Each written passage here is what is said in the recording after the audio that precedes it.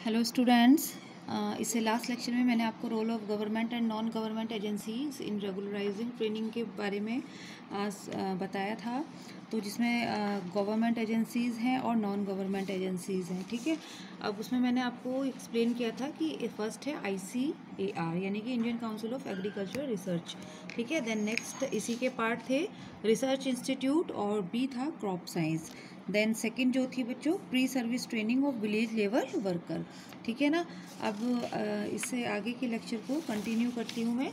Then third आता है lady village level worker training institute. इसके लिए 45 अलग से ऐसे इसके लिए 45 अलग से ऐसी संस्थाएं खोली गई, जैसे कि institute for community development of home science है, जिसे ministry of foods and agriculture corporation की तरफ से पूर्ण सहयोग था, ठीक है ना। लेडी विलेज लेबर वर्कर यानी कि महिला ग्राम सेविकाएं जो होती हैं उनके बारे में उनको प्रशिक्षण संस्थानों के देन फोर्थ है वोकेशनल एग्रीकल्चर स्कूल, जहाँ पर व्यावसायिक शिक्षा दी जाती थी। इस स्कूल का उद्देश्य कृषि हेतु लोगों को प्रशिक्षण देना था, जिसकी कार्य अवधि 2 वर्ष की थी। इस स्कूल में लोगों को व्यवसाय से संबंधित विभिन्न कार्य जैसे खेतीबाड़ी, जानवरों का पालन तथा बहुत से उद्योग धंधे आदि सिखाए जाते थे।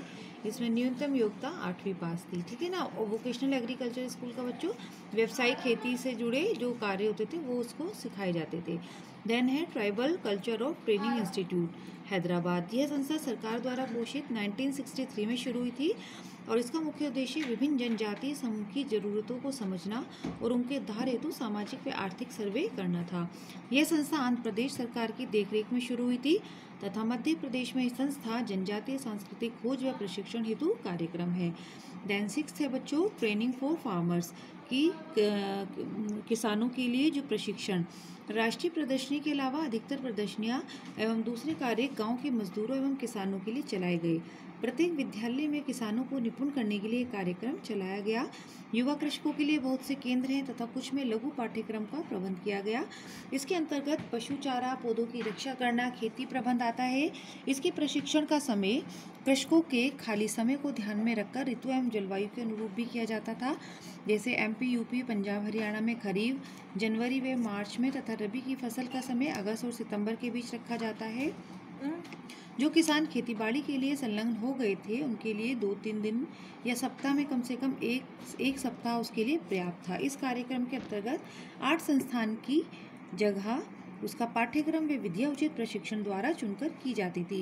यानी कि बच्चों ट्रेनिंग फॉर फार्मर्स में किसानों के लिए सारी प्रशिक्षण प्राप्त कराना, यानी कि खेती से संबंधित पशु चारा है, पौधों की रक्षा करना है और उनको जितनी ज़्यादा सुविधाएं प्राप्त कराई जा सकें और उनके समय को ध्यान में रखकर, उनके व्यवसाय को ध्यान में रखकर और जो उनकी फसलों के समय को ध्यान में रखकर ये सारे प्रशिक्षण उनको दिया जाता था। देन था ट्रेनिंग इंस्टीट्यूट फॉर फार्मर्स सन, यानी कि किसानों के पुत्रों के लिए भी ट्रेनिंग इंस्टीट्यूट प्रशिक्षण केंद्र खोले गए।